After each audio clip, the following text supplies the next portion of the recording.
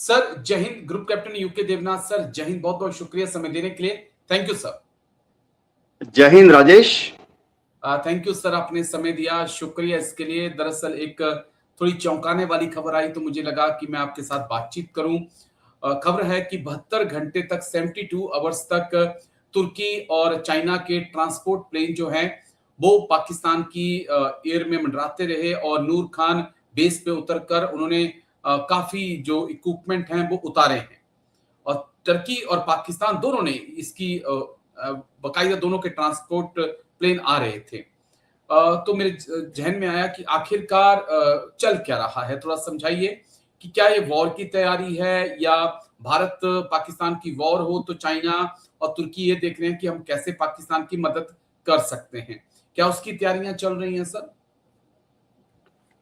हाँ राजेश, देखो अच्छी बात यह है कि हमारे जो रेडार हैं जो कि फॉरवर्ड पोजीशन में लगे हुए हैं पाकिस्तान के बॉर्डर के पास, वो पाकिस्तान में 300 जी किलोमीटर 400 किलोमीटर अंदर तक देख सकते हैं। जी एक और अच्छी बात है कि इंडियन एयरफोर्स के पास, हमारे पास 6 इलेक्ट्रॉनिक वॉरफेयर एयरक्राफ्ट हैं। अब जी मैं बता दूं इलेक्ट्रॉनिक वॉरफेयर एयरक्राफ्ट होते क्या है। ये छोटे छोटे या बड़े बड़े मीडियम साइज के ट्रांसपोर्ट विमान हैं। कुछ डॉर्नियर में हैं, कुछ एवरो में हैं। तो ये ना जरूरत के मुताबिक बॉर्डर के पास समानांतर उड़ते रहते हैं। Okay sir. कभी समझो यहाँ से ये शुरू करेंगे अमृतसर से, और अमृतसर से चले आएंगे जोधपुर की तरफ, वहां से चले जाएंगे गुजरात, जामनगर, नलिया। जी तो जब ये उड़ते हैं बॉर्डर के साथ तो ये पाकिस्तान की जो कम्युनिकेशन है ना, high frequency, very high frequency, ultra high frequency, उसको पकड़ते जी रहते हैं, रिकॉर्ड करते रहते हैं। इसके अलावा ओके सर। अलग अलग ओपन सोर्स भी है, फ्लाइट ट्रैकर। इन सब टूल्स की मदद जी से हमें पता रहता है कि कौन सा चाइनीज विमान पाकिस्तान के ऊपर गया, कौन सा तुर्की का विमान पाकिस्तान के ऊपर गया। अब ओके जब सर। ये पाकिस्तान के ऊपर आते हैं तो जाहिर बात है कुछ सामग्री ला रहे होंगे, कुछ सामग्री लेके जा रहे होंगे। जी तो तरीका ये है कि हमें जब शक होता है इंडियन एयरफोर्स को, तो हम वो रॉ को बता देते हैं, रिसर्च एंड एनालिसिस विंग के अफसरों को बताते हैं, और वो अपने एजेंट्स जो हैं उनके थ्रू तहकीकात करते हैं। ओके अब ऐसा जरूरी नहीं है कि रॉ के एजेंट सिर्फ अपने गुर्गों के द्वारा उसकी तहकीकात पाकिस्तान के अंदर करें। रॉ के एजेंट तुर्की में भी हैं। ओके तुर्की में एजेंट्स एजेंट्स बोला तो जरूरी नहीं है कि वो रॉ का कर्मचारी है, लेकिन रॉ उसको जी कुछ गिफ्ट दे देती है तो वो तुर्की में रहते हुए हमारे को जानकारी देता रहता है। इसी तरह से चीन में। Okay sir. तो ये जहाज लगातार लाते क्या है, हमें एक अच्छा आइडिया आ जाता है, क्योंकि ज्यादातर जहाज जो तुर्की से आ रहे हैं वो या तो ड्रोन, देखो पाकिस्तान तुर्की से 5-6 तरह के ड्रोन खरीदता है, बड़ा जी ड्रोन, छोटा ड्रोन। तो इस ड्रोन के साथ बहुत सारा एसोसिएटेड ग्राउंड इक्विपमेंट होता है, कंट्रोल कैबिन होता है, ड्रोन के अलग से जनरेटर्स होते हैं, ट्रांसमीटर्स होते हैं, रिसीवर्स होते हैं, कमांड कैप्सूल होता है, एंटेनाज होते हैं। जमीन से भी तो उसको गाइड करना है ना। बिल्कुल सर। तो ये लाते रहते हैं। अब तुर्की का पाकिस्तान के साथ ऐसा नहीं है कि तुर्की पाकिस्तान को ये सब फ्री में दे रही हो। तुर्की पाकिस्तान को ये सब ड्रोन्स, अब बैरेक्टर ड्रोन है, टीवी2 ड्रोन है जी वो बेचता है। जितने पैसे में, जिस रेट पर वो दुनिया के दूसरे के देश को देता है, पाकिस्तान को भी उसी रेट पर बेचता है। ऐसा ही चीन और पाकिस्तान का। जी पाकिस्तान की एयरफोर्स में काफी सारे जहाज ऐसे हैं, अभी जैसे JF-17, जी तो वो पाकिस्तान में ही असेंबल होता है, कामरा में उनकी फैक्ट्री है। तो आधे कंपोनेंट्स जो हैं JF-17 की वो पाकिस्तान बनाता है। बिल्कुल जो सर। ऐसे ही होते हैं ना, nut bolt, gaskets, bushes, split pin, जी वो यहाँ की जंजीर और वहां की चेन और यहाँ के बैठने की फोल्डिंग सीट, ये सब तो पाकिस्तान में बन जाते हैं। लेकिन JF-17 की जो क्रिटिकल पुर्जे हैं, जैसे उसका एयर टू एयर रेडार, उसका इंजन, ये सब चाइना से आते हैं।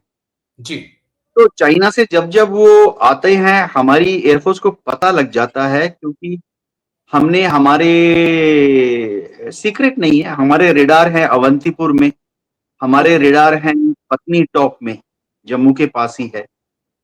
तो वो देखते रहते हैं कि चीन से कौन सा जहाज है जो कि टेक ऑफ करने के बाद काराकोरम पास के ऊपर से उड़ता हुआ पाकिस्तान के जो पीओके का उत्तरी भाग है वहां से एंटर करते हुए, जिसको हम गिलगित कहते हैं, स्कार्दू कहते हैं, वहां आके लैंड किया, या पाकिस्तान के, अब आप जैसे बता रहे हैं कि नूर नूरपुर, खान।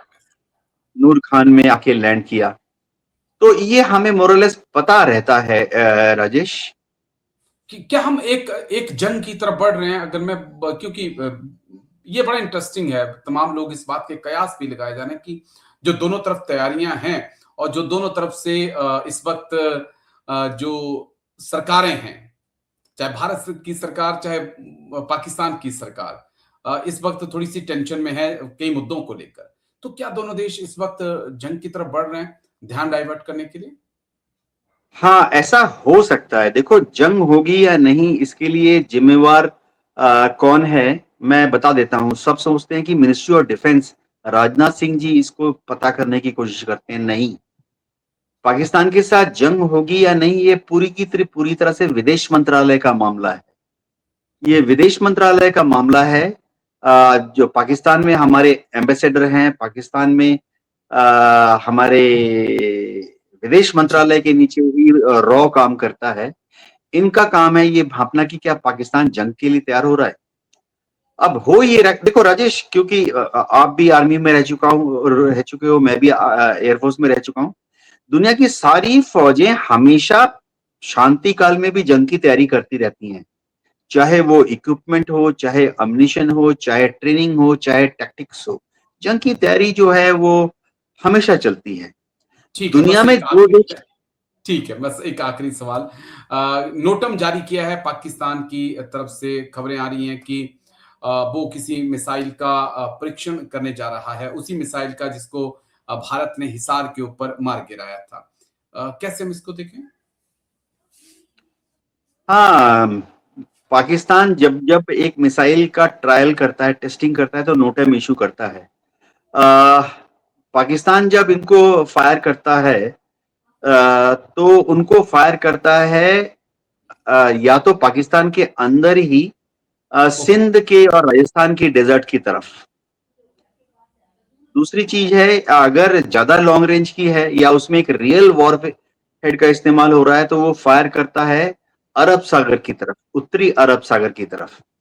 तो एक नोटिस टू एयरमैन इशू करना पड़ता है। ये एक अंतरराष्ट्रीय रिक्वायरमेंट है जिसमें बोल देते हैं कि फलाने फलाने टाइम पे कोई भी सिविलियन जहाज इस एरिया में लैटिट्यूड लॉन्गिट्यूड दे देते हैं, ग्रिड रेफरेंस, जी। इस हाइट के नीचे, समझो 40,000 फीट के नीचे ना उड़े। तो ये एक स्टैंडर्ड प्रक्रिया है। पाकिस्तान ने बेहतरीन मिसाइलें बना ली हैं। उनके ओके। पास 7-8 मिसाइलें हैं, अच्छी मिसाइलें हैं। जरूरत पड़ने पर वो 100, 150, 500, 1000 किलोमीटर दूर तक एक बॉम्ब को या एक न्यूक्लियर बॉम्ब को ले जा सकती हैं। लेकिन भारत ने भी उसकी काट निकाली हुई है। सिंदूर में हमने उनके ज्यादातर मिसाइल्स को फतेह, ही गिराया। बिल्कुल सर, फतेह को गिराया था और फिर खबरें हैं कि फतेह का फिर से परीक्षण होने जा रहा है।